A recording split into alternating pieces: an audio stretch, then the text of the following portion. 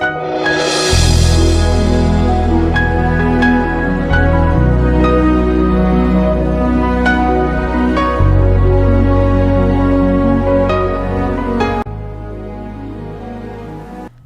à tous. Aujourd'hui, notre message s'intitule « C'est plus fort que moi ».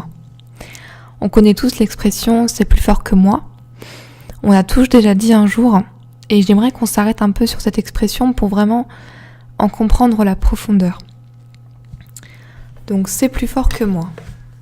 On va commencer par prendre 2 Samuel chapitre 11. Donc, on va prendre 2 Samuel chapitre 11. Et on va lire à partir du verset 1. Donc là, on parle de l'adultère et du crime de David. L'année suivante, à l'époque où les rois partent en campagne, David envoya Joab avec ses serviteurs et tout Israël semer la dévastation chez les Ammonites et faire le siège de Rabat. Quant à lui, il resta à Jérusalem. Un soir, David se leva de son lit. Comme il se promenait sur le toit du palais royal, il aperçut de là une femme qui se baignait et qui était très belle. David fit demander qui était cette femme et on lui dit « N'est-ce pas Bathsheba, fille d'Éliam et femme d'Uri le Hittite ?» David envoya alors des messagers la chercher. Elle vint vers lui et il coucha avec elle, alors qu'elle venait de se purifier de ses règles. Puis elle retourna chez elle. Cette femme tomba enceinte et elle fit dire à David « Je suis enceinte ». Voilà, à cause du temps, je vais juste vous raconter la suite. En fait, donc David a commis un adultère avec cette femme qui était mariée à un de ses serviteurs. Et non seulement cela, mais ensuite il a fait assassiner ce serviteur. Donc ça s'appelait Uri le Hittite. Il l'a fait assassiner en le plaçant sur la partie la plus délicate du champ de bataille, pour être certain que ses ennemis l'atteignent. Voilà notre ouverture pour cette étude. J'aimerais qu'on s'arrête sur le fait que donc David a aperçu cette femme qui se baignait. La Bible dit que David s'est levé de son lit et comme il se promenait sur le toit de son palais, il a aperçu une femme qui se baignait et qui était très belle. Donc j'aimerais qu'on s'arrête sur ce passage et qu'on se demande, voilà, je suis David, je me lève, je me promène sur le toit de mon palais et j'aperçois une femme qui se baigne et qui est très belle.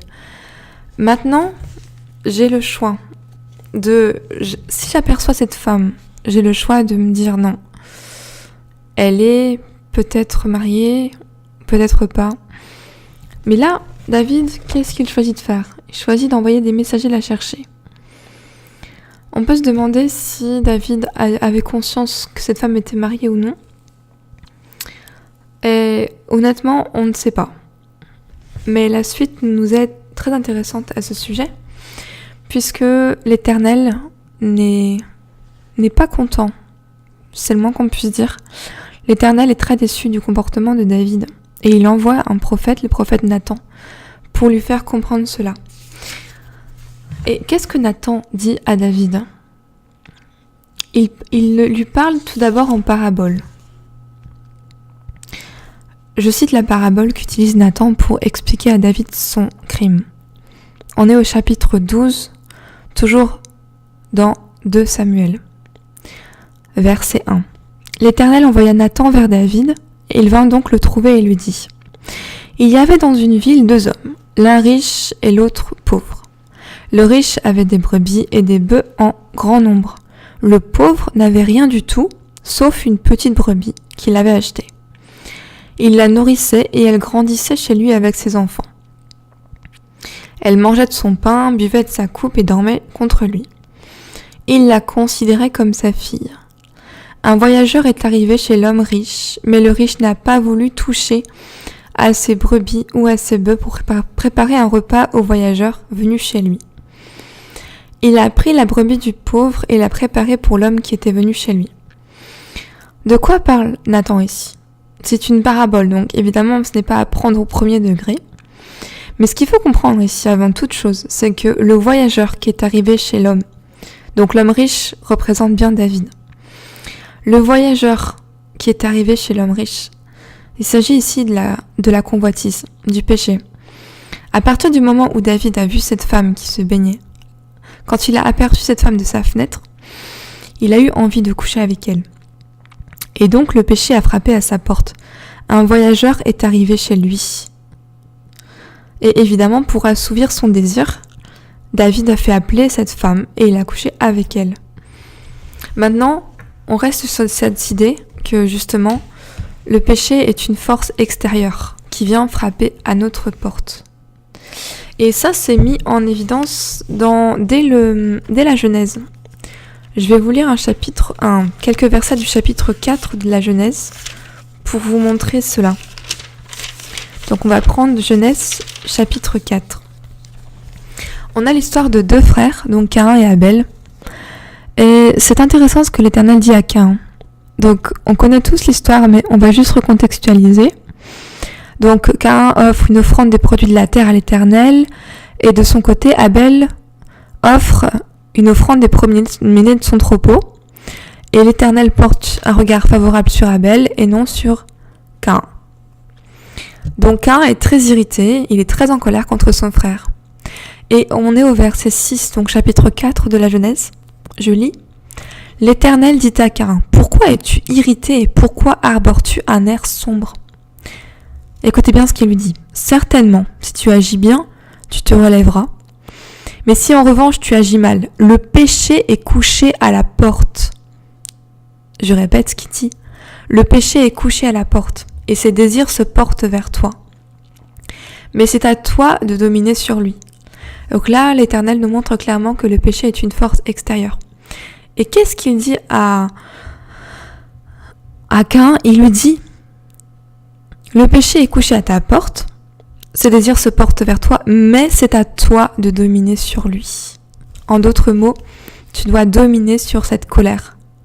Et tu as la possibilité de le faire, c'est un choix.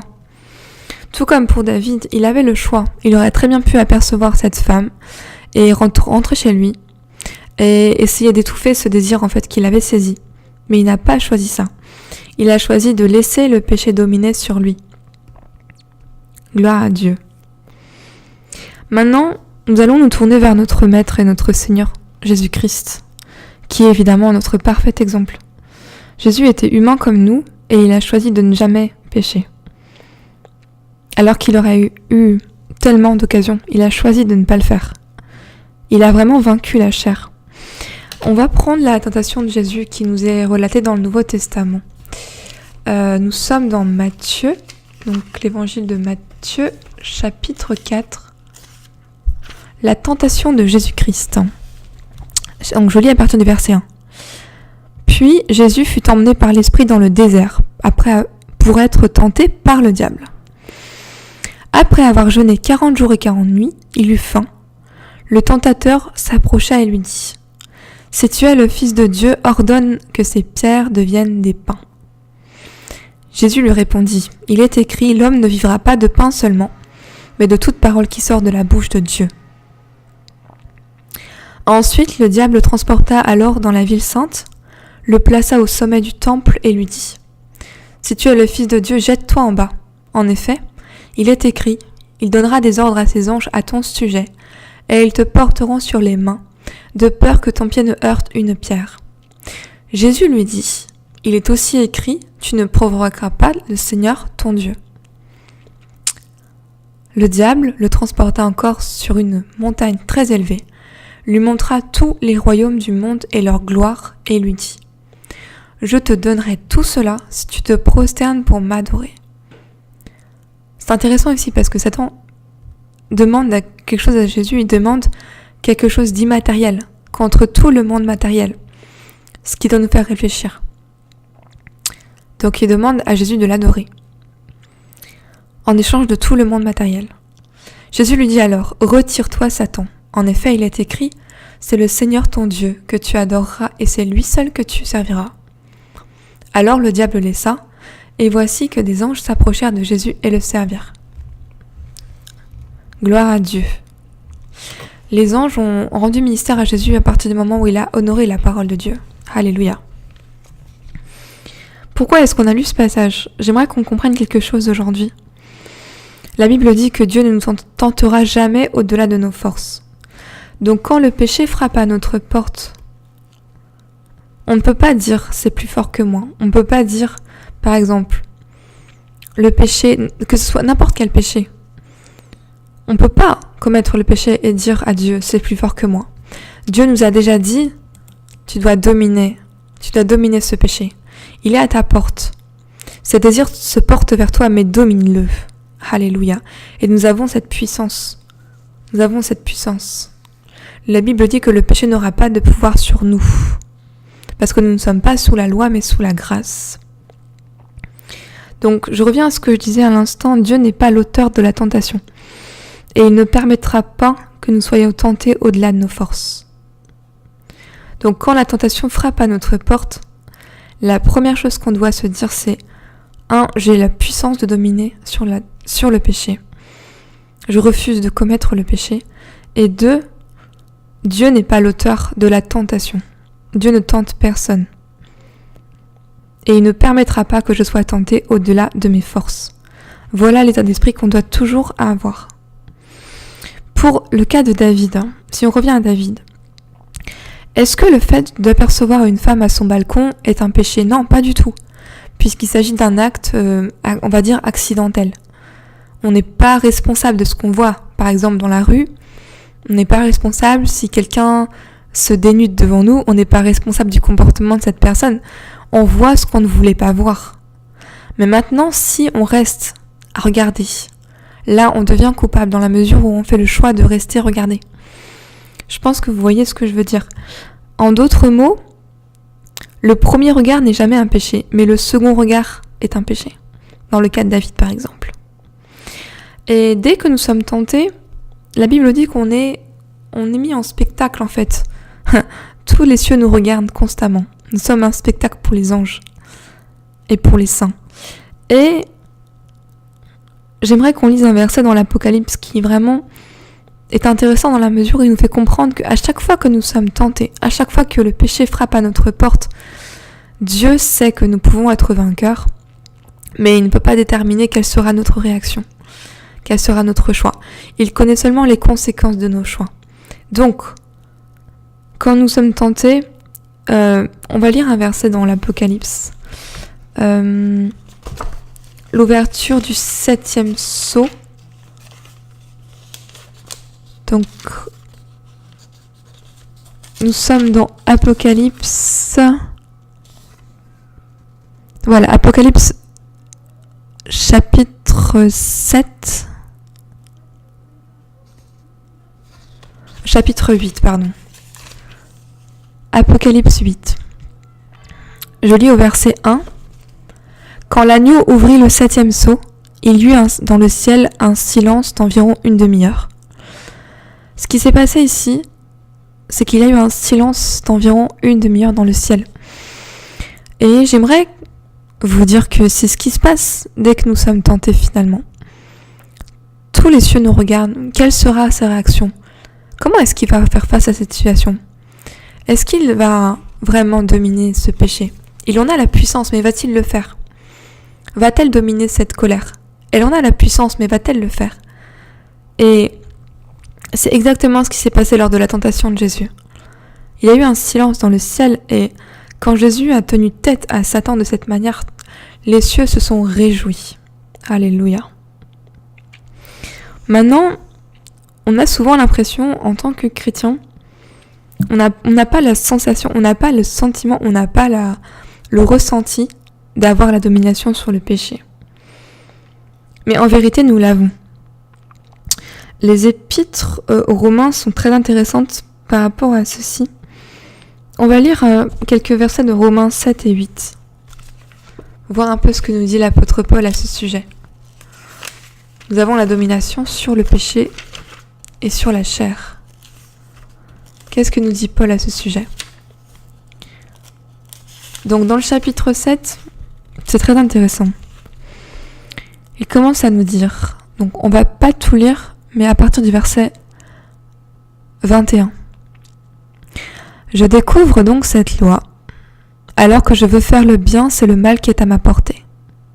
Donc là, on trouve quelqu'un qui nous dit mince, J'ai fait ce que je voulais pas faire, c'était plus fort que moi. Mais regardez un peu la révélation de Paul après. En effet, je prends plaisir à la loi de Dieu dans mon être intérieur, mais je constate qu'il y a dans mes membres une autre loi. Elle lutte contre la loi de mon intelligence et me rend prisonnier de la loi du péché qui est dans mes membres. Malheureux être humain que je suis, qui me délivrera de ce corps de mort? J'en remercie Dieu, c'est possible par Jésus-Christ notre Seigneur. Oh, alléluia. Ayez cette conscience, c'est possible. C'est possible. J'en remercie Dieu, c'est possible par Jésus-Christ notre Seigneur. C'est possible, je ne suis pas dominée par ma chair, mais par mon esprit. Alléluia.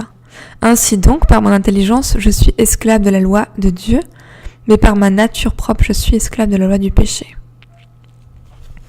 Maintenant, on va juste lire en commentant le chapitre 8 de Romains, qui est vraiment une réponse, en fait, et un aboutissement à cette réflexion sur la fameuse expression « c'est plus fort que moi ». En fait, cette expression ne doit jamais sortir de la bouche d'un chrétien. Parce que qu'est-ce qu'on est en train de dire quand on dit « c'est plus fort que moi » ? On est en train de dire « cette force extérieure me domine ». Et ce n'est pas normal. Regardez ce que dit Paul dans le chapitre 8. Il nous parle de la vie animée par l'esprit. Et il n'y a donc maintenant aucune condamnation pour ceux qui vivent en Jésus-Christ, qui ne vivent pas conformément à leur propre nature, mais conformément à l'esprit.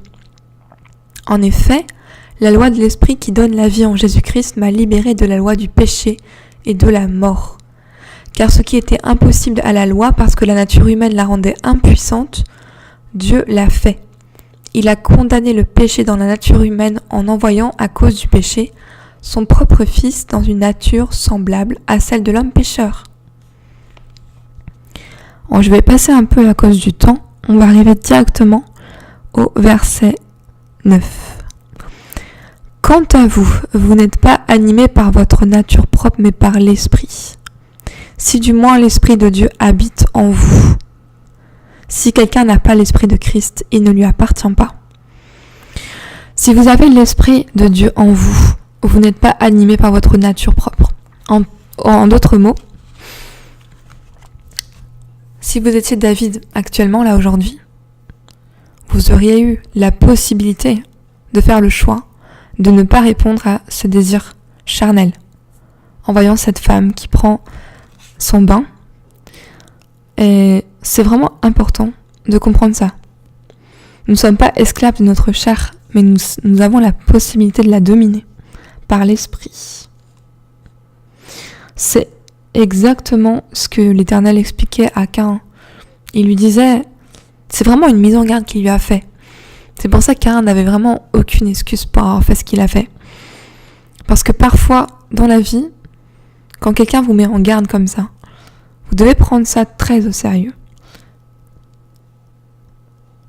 Voilà. On a terminé notre réflexion pour cette expression « c'est plus fort que moi ».